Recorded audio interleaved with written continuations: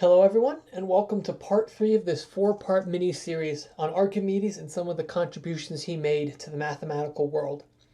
In this part, we're going to be talking about his work on the sphere and cylinder, specifically volume 1. This is one of his most famous ones, and one that was, as we saw in part 1, very important to him. He had it engraved on his tombstone. And so to get started, I wanted to start off with how he started. He says, "On former occasion I sent you the investigations which I had up to that time completing, including the proofs showing that any segment bounded by a straight line and a section of a right-angled cone is 4/3 of the triangle, which has the same base with the segment and equal height." We talked about that in part 2. "Since then, certain theorems, not hitherto demonstrated, have occurred to me, and I have worked out the proofs of them. They are these: first, that the surface of any sphere is 4 times its greatest circle. Next, that the surface of any segment of a sphere is equal to a circle whose radius is equal to the straight line drawn from the vertex of the segment to the circumference of the circle, which is the base of the segment.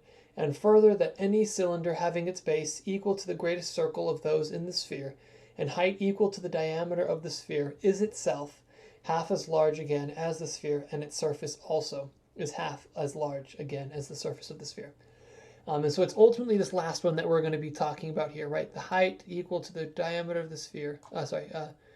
Base equal to the greatest circle of the sphere, and height is half as large as the sphere. The other ones are very fascinating, but just for the sake of time in this video, we're going to be talking about that. And so to start, Archimedes lays out some lemmas, which is kind of like his main theme, or a prefix to his work, and it's these 5 different points, and these have all been proved by earlier geometers. So this is really him showing how much he's building off of these other people's ideas and taking them to the next step.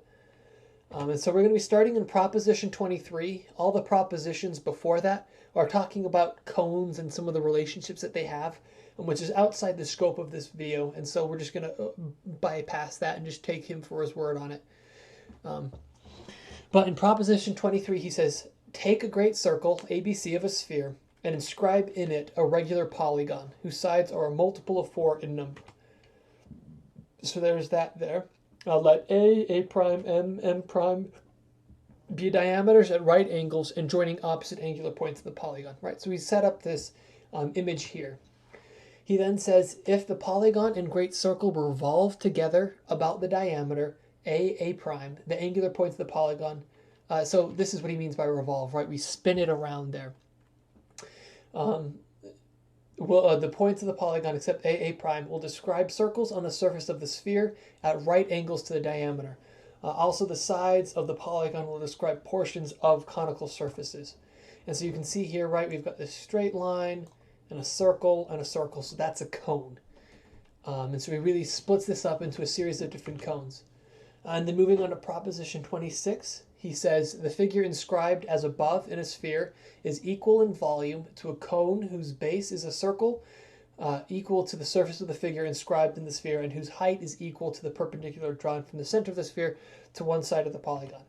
That's a little bit complicated. And he ultimately proves that using some of that cone logic that I talked about earlier.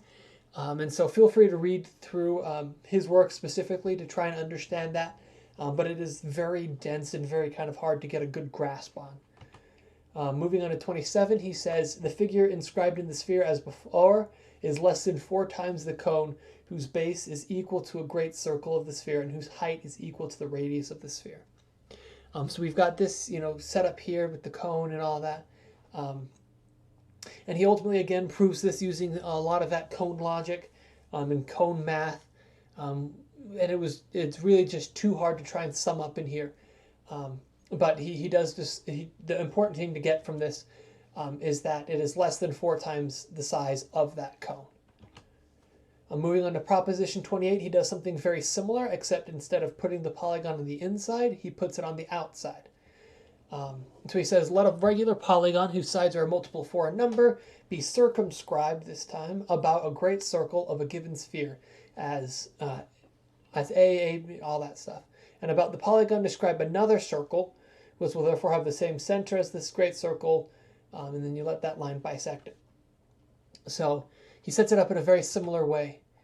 He then says, if the great circle and the circumscribed polygon revolve together, the great circle will describe the surface of a sphere. The angular points of the polygon will move around the surface of the larger sphere.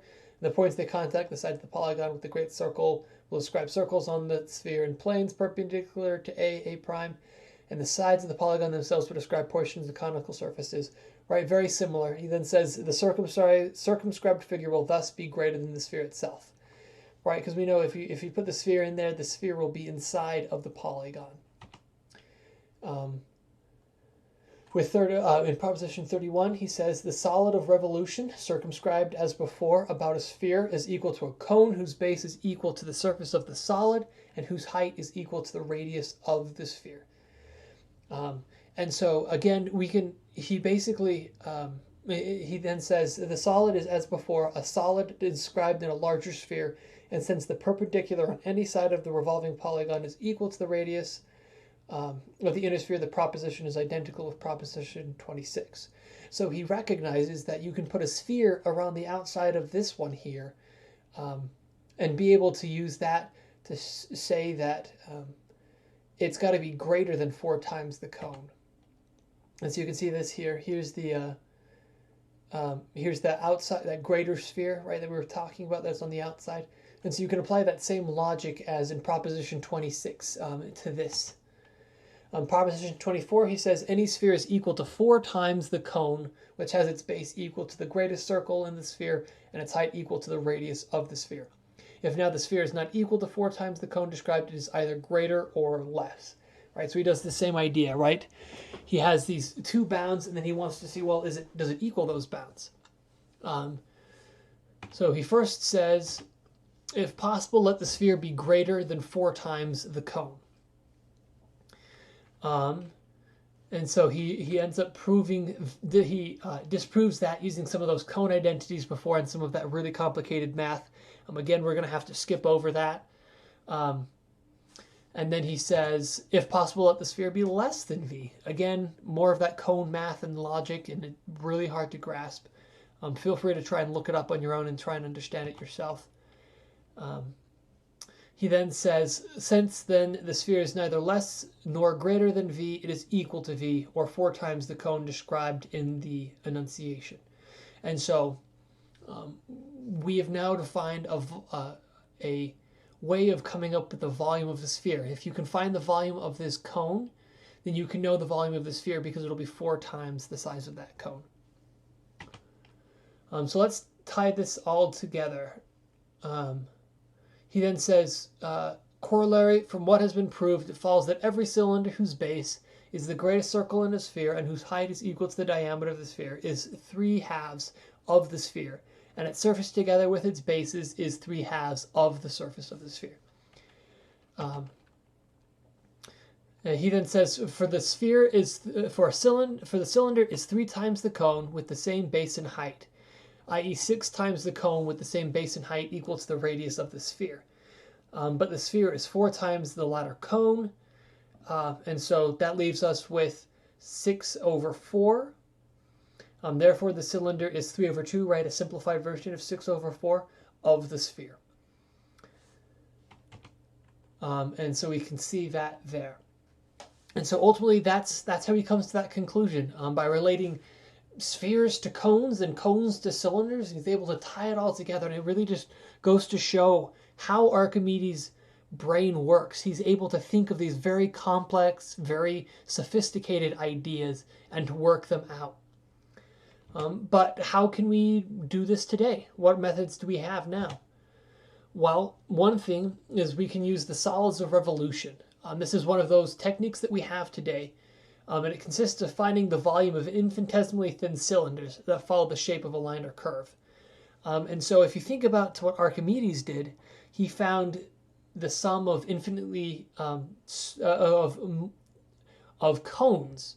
And so here we're just using a cylinder because the math's a little bit easier, but we do it in a very similar way, right? We simplify the system and then we try and solve it.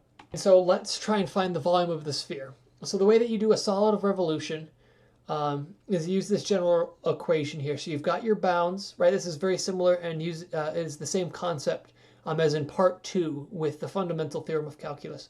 So if you set up your bounds here, and then you can use the equation of a cylinder, and then you plug in the specific point. So if you're setting up, you're creating all of these rectangles here, and then you're rotating them around the axis here, just kind of like what we did with the polygons earlier. And so if you set up this equation here, we've got pi, this is your radius squared, times the width, which is just dx, basically an infinitely thin slice. And so if you work the math through, feel free to check out, there's a great video talking about it, in number 3 in the description. But ultimately you get that the volume of a sphere is 4/3 pi r cubed. So now let's work on computing the ratio. So we have the volume of our sphere is 4/3 pi r cubed. We know that the volume of a cylinder is 2 pi r cubed, right? Because the cylinder is twice the radius in height. And so if you set up the equation here with big R being your ratio, you can see that these cancel, those cancel. Then you've got this, then you move that over, and we ultimately are left with 2/3, just like Archimedes said. And it's really fascinating to see that Archimedes was able to come up with this answer well before we had calculus, but that ultimately he did it in the same way that we do it with calculus. He just had a different way of thinking about it and going about it. And that is really one of the things I love most about Archimedes, is just his way of thinking. I hope you learned something in this video. I hope that it maybe gave you a little bit more curiosity and a desire to go and learn some of this for yourself. I know that I had to skip over a lot of stuff in this video, but it really is fascinating, and it's worth trying to understand a little bit more if this is something that you're interested in. But I hope to see you in the next part, and I will see you then.